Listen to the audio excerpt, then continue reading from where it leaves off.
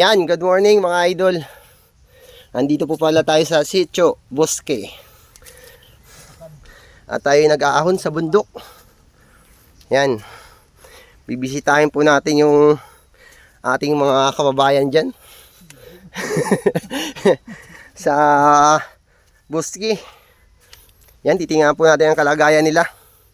At nagiinulan. Napakataas po nitong bundok na ito.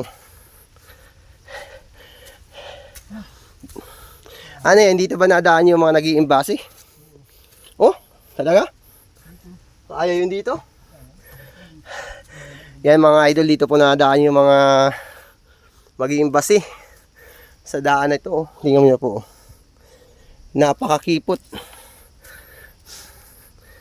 Kaya hindi basta-basta ang buhay na mag-iimbasit. Yan. Napakatalas po ng mga bato. Pero sanay naman po sila sa ganitong trabaho. Yung kinalakihan na po nila ang buhay pag-iimbasi. Kahit mga bata pa po nag-iimbasi na. Nasanay na po sila. Yan, napakadelikado po itong daan na ito. Kita niyo po yung bangin, oh. Yan, bangin po yan. Yan po ay marami nagsasabing madami nang dumive na mga kabayo.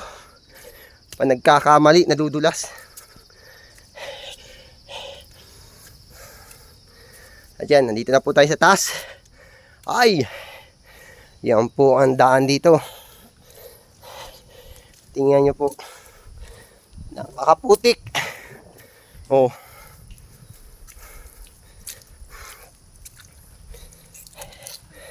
Napakadulas.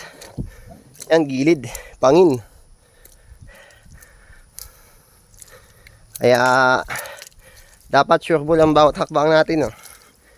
Dito tayo sa ano, gilid, dadaan. Tingnan nyo po. Lalim ng putik.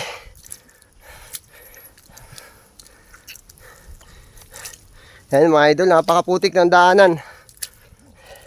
Gawa po ng ulan. Tingnan naman po, oh.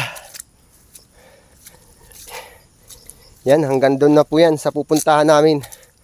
Ganyan na ang daan dito. Kaya po ang mga tao dito tamad ng lumusong. Pag wala naman silang bibilhin. Ang masisipag po dito ay mga mag-iimbasi. Yan, sila po ang balik-balik.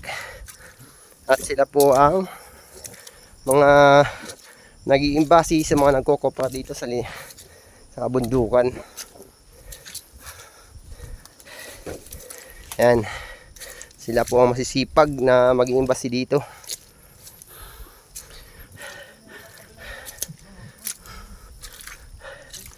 Oh, grabe po ang putik.